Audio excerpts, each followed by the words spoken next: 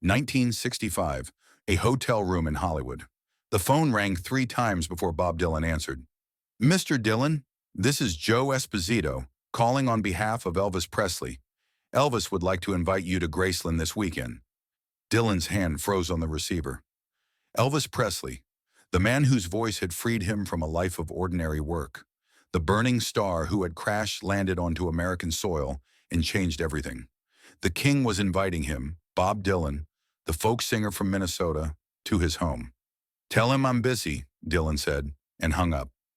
That phone call was the first of 3 invitations Bob Dylan would refuse. 3 chances to meet his greatest hero. 3 moments that would haunt him for the rest of his life. The official story, the one Dylan told reporters years later, was simple. Elvis was in his movie period, cranking out B-films, and Dylan didn't want to meet that Elvis. He wanted to remember the mythical Elvis, the one who had inspired him. But that wasn't the whole truth. What Dylan was really hiding was far more complicated, far more human, and far more heartbreaking than anyone knew. Hibbing, Minnesota, 1956. A 15-year-old Robert Zimmerman sat frozen in front of a black and white television.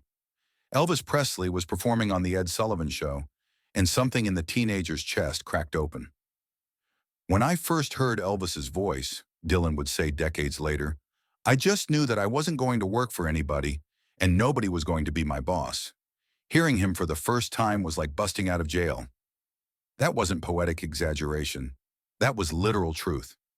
In that moment, watching Elvis move and sing and break every rule that small-town Minnesota life had tried to impose, Robert Zimmerman understood that escape was possible, that you could be from nowhere and become everything. Elvis became more than an idol. He became a blueprint, a proof that transformation was real. By 1965, Zimmerman had become Bob Dylan, famous enough that Elvis Presley knew his name. The kid from Minnesota who worshipped Elvis had grown into an artist Elvis admired. Circle complete, heroes meeting heroes. But that's not what happened.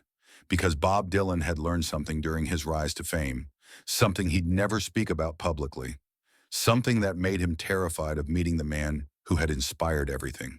The Sunset Market Hotel. Dylan was in Los Angeles recording Highway 61 Revisited. The sessions were intense, the pressure enormous. Dylan was fighting the folk establishment who accused him of betrayal for going electric, fighting his own demons, fighting exhaustion. When Joe Esposito called that evening, Dylan was lying on the bed staring at the ceiling, chain-smoking. An electric Stratocaster sat on a chair, gleaming like a secret weapon.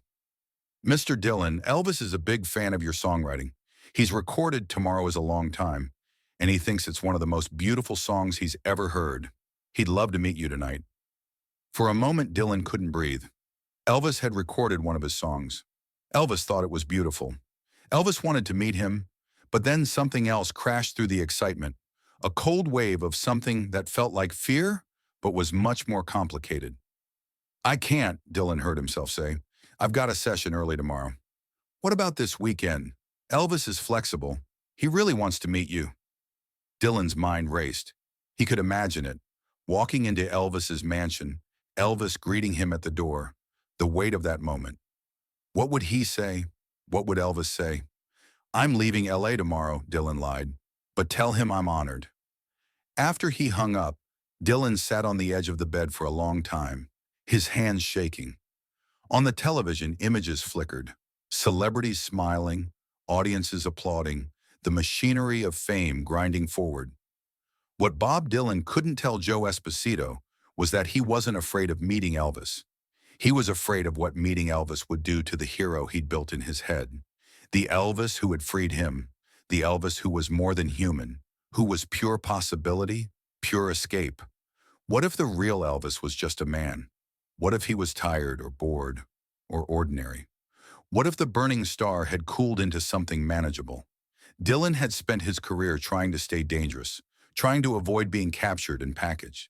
The folk establishment wanted him to be their prophet. The rock world wanted him to be their rebel.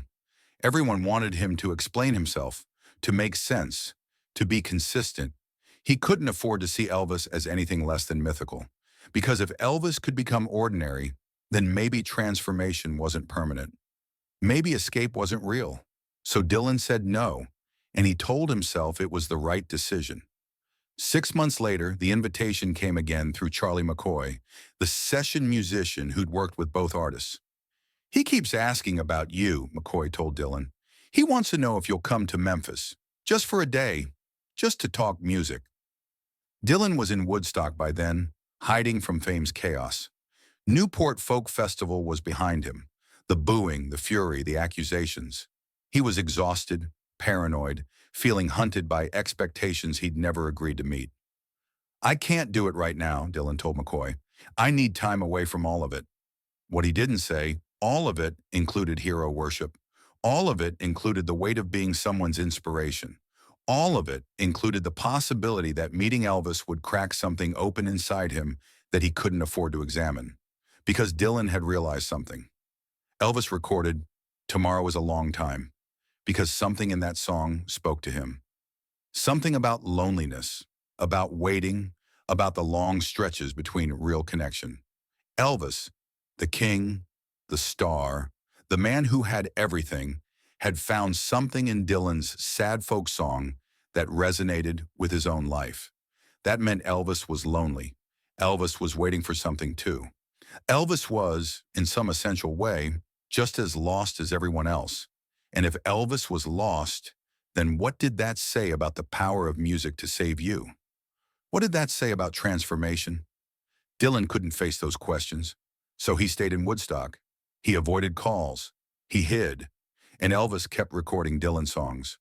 "Don't Think Twice, It's All Right" in 1971. "Blowin' in the Wind" informally. Each recording was a message. "I hear you. I understand. Come talk to me." But Dylan didn't go. By 1972, Elvis's resurrection was complete. The '68 comeback special had reminded America why they'd fallen in love with him. He was touring again, performing in massive arenas with the same electricity he'd brought to Ed Sullivan 16 years earlier. In June 1972, Elvis played 4 shows at Madison Square Garden. Bob Dylan bought a ticket. He didn't tell anyone. He slipped into the garden quietly and waited for the lights to go down. When Elvis walked onto that stage, something in Dylan's chest tightened. This was it. This was the Elvis he remembered. Not the movie Elvis, but the powerful, dangerous, fully alive Elvis who moved like music made flesh. For 2 hours, Dylan watched his hero command 20,000 people with effortless charisma. He watched Elvis swivel and smile and sweat and sing. He watched the audience scream and reach toward the stage, like Elvis could heal them with a touch. And Dylan understood finally what he'd been so afraid of. It wasn't that Elvis had become ordinary. It was that Elvis had become extraordinary in a way Dylan never could. Elvis connected with massive audiences naturally, joyfully, without the distance and irony Dylan needed to survive fame. Elvis was generous with his gift. Dylan was guarded with his. Elvis loved his audience. Dylan needed his audience, but couldn't quite trust them. Elvis had found a way to be both icon and human being. Dylan couldn't figure out how to be either one completely. After the show, George Harrison showed up backstage. Word spread that Bob Dylan was in the building. Elvis heard. He sent Jerry Schilling to find Dylan and bring him back. This was it, the third invitation, the last chance. Dylan stood in the hallway outside Elvis's dressing room, smoking. Through the door, he could hear laughter, voices, music playing. Elvis, at the center of it all, doing what he did best, making people feel welcome. George Harrison put a hand on Dylan's shoulder. "Come on, Bobby, let's go in." Dylan shook his head. "I can't." "Why not?" And here, finally, was the truth Dylan had been avoiding for 7 years. "Because if I meet him," Dylan said quietly, "I'll have to admit that I'm not like him, that I can't do what he does, that I built my whole career on the freedom he showed me, but I used that freedom to become this." He gestured at himself, the guarded, paranoid, isolated version of escape he'd created. "I used Elvis's gift to become the opposite of Elvis." George didn't know what to say. In the silence, they could hear Elvis laughing inside. A warm, genuine sound. The sound of someone who'd figured out how to be himself despite everything. Dylan dropped his cigarette. "Tell him I was here." Tell him I saw the show and it was incredible, but don't tell him I couldn't go in." George Harrison nodded slowly. Years later, he'd tell this story, trying to explain the strange sadness in Dylan's voice that night. Bob Dylan walked out of Madison Square Garden alone. He'd just turned down his last chance to meet Elvis Presley.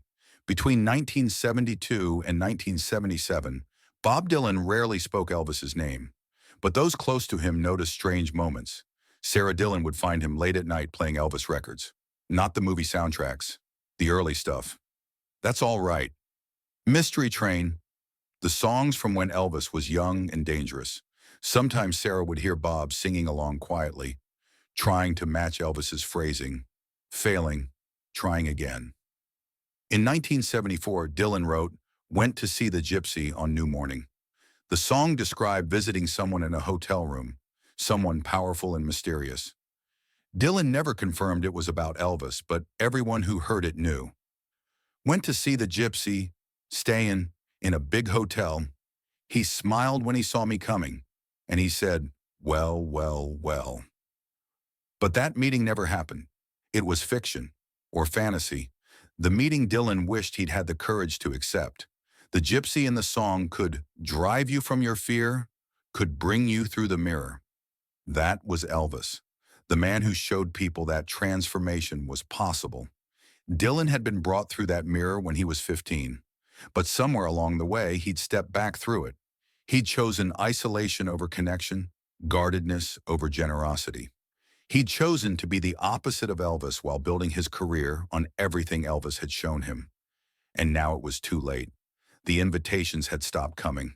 Bob Dylan was in Minnesota visiting family when he heard the news. A friend calling early in the morning. "Elvis is dead." 3 words that hit Dylan like a physical blow. He hung up and sat down on the floor. His mother found him there an hour later, still sitting, staring at nothing. Elvis was dead. The burning star had finally gone out, and Dylan had never met him. He'd had 3 chances, 3 invitations from the king himself, and he'd said no, 3 times. Sarah Dillon watched her husband retreat into himself. He stopped talking. He stopped eating much. He played Elvis records constantly but wouldn't let anyone else in the room. "I went over my whole life," Dylan would say years later. "I went over my whole childhood. I didn't talk to anyone for a week after Elvis died." What he didn't say was that Elvis's death had forced him to confront the choice he'd made, the choice to protect his hero worship at the cost of human connection, the choice to preserve the myth instead of meeting the man.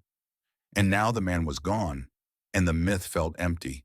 Here's what Bob Dylan was really afraid of when he refused to meet Elvis. He was afraid that meeting Elvis would force him to see himself clearly.